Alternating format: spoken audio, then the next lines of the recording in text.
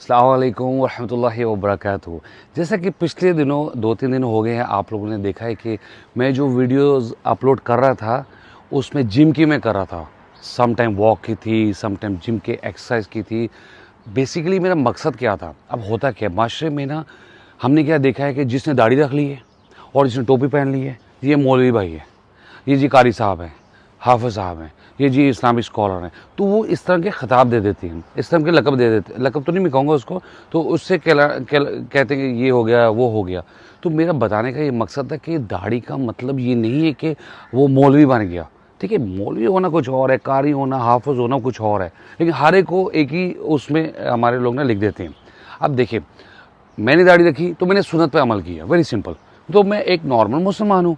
अब जहाँ तक बात आती है कि जो मैं दीन की, कुरान की और हदीस की जो अहादीस पहुँचाता हूँ या आयत का तर्जुमा पहुँचाता हूँ, तो वो क्या है? तो आप क्या हैं? अक्सर